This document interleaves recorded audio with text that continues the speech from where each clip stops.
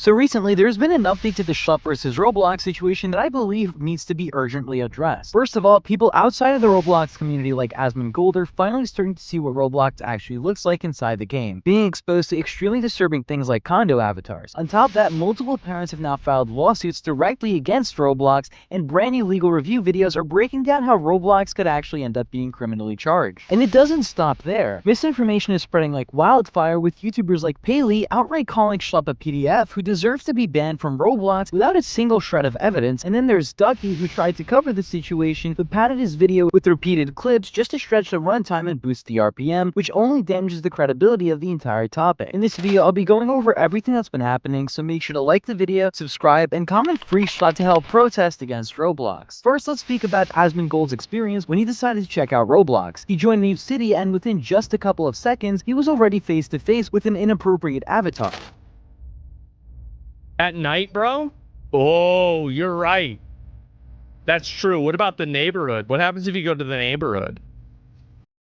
Do you know you can have your very own home in Meep City?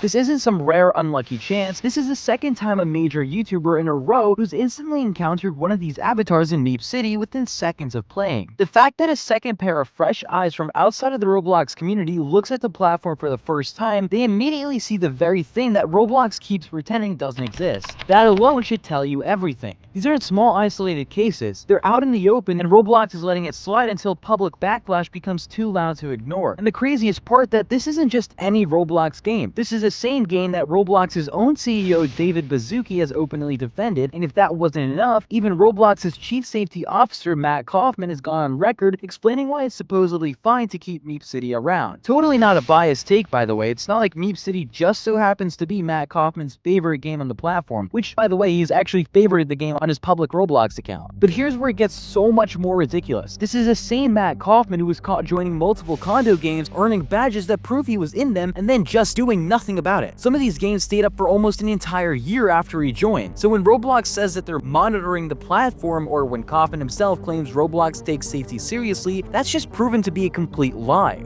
And after Roblox's PR response, the one where they claimed that they were finally cracking down on these types of games, things have only gotten worse. Sure, they banned a couple of games at first, but what good is that if the exact same games just get republished under different accounts and mass-produced? Take Dollhouse Roleplay as the perfect example. After my last video just 2 days ago, there are now hundreds of copies of that exact game on the platform, and most of them have been sitting there completely untouched. I haven't seen anything actually get deleted when it comes to these degenerate games in the last day or two.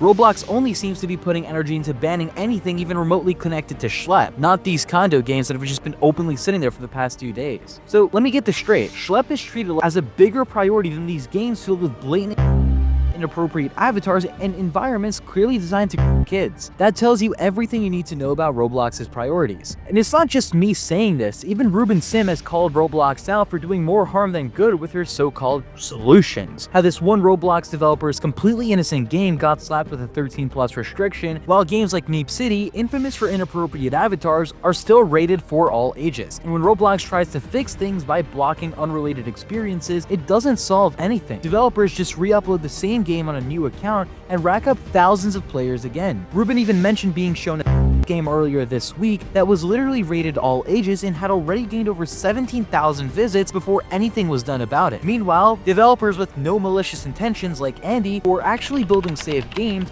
get punished and lose their livelihoods. Roblox is an $80 billion company, yet they're still silencing the good developers and letting the slip through moderation over and over again. I mean, this stuff escalated so far that Roblox is now facing multiple lawsuits from parents who say the platform failed to protect their kids from. One of the lawsuits that I saw was filed in Northern District of California by the Dolman Law Group. That lawsuit was talking about a 10-year-old girl from Michigan who was through Roblox, and according to the complaint, Roblox knowingly allowed to thrive on the platform, prioritizing their profit over child safety. The lawsuit even pointed out that Roblox was allowing games like Public Bathroom Simulator, Condo Games, and Strip Club roleplays to exist, while at the same time accounts with names directly referencing were allowed to slip through moderation. Some of the internal documents that were cited by this news article actually show that Roblox knew about things like avatars appearing, or even discussions about how big an avatar should have. But instead of fixing the problem, they let it continue. Please keep in mind that this is the same game that is openly stated in legal documents that they would prioritize player growth over child safety. Now, moving on from the legal stuff, I want to address some of the people who are going out of their way to spread false accusations about Schlep. One of the dumbest channels I've seen pushing this narrative is Payleey, who has about 5 million subscribers, and they made an entire video basically trying to discredit everything Schlep has done and paint Roblox as the hero. In the video, Payleey claims that Schlep was acting like a 10-year-old to bait people, and goes as far as to say that, so what if some of these people wanted to meet kids? It's the parents' fault. That is literally excusing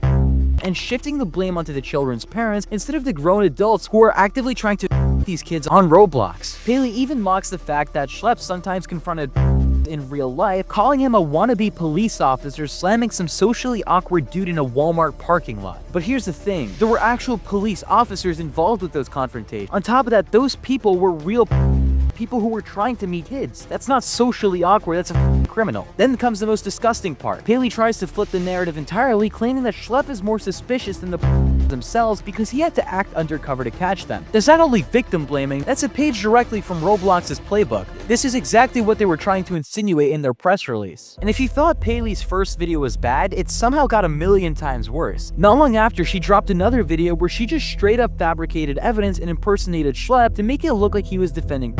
In this video, Payleey claimed that Schlep personally messaged her telling her to take down the videos. Then she shows so-called proof of Schlep saying things like people change, everyone makes mistakes, specifically while referring to. Here's the problem, those screenshots are completely fake. Anyone that is familiar with Schlep knows that not only does he not talk like that, but there's zero legitimate evidence of these messages existing anywhere outside of Payleey's edited video. She even went as far as to claim that Schlep said the N-word, again presenting a blatantly doctored screenshot to back it all up. It's honestly insane. The reality here is pretty simple. None of Payleey's accusations against Schlep actually stand up to scrutiny. Schlep didn't trap anyone, he exposed people who were already.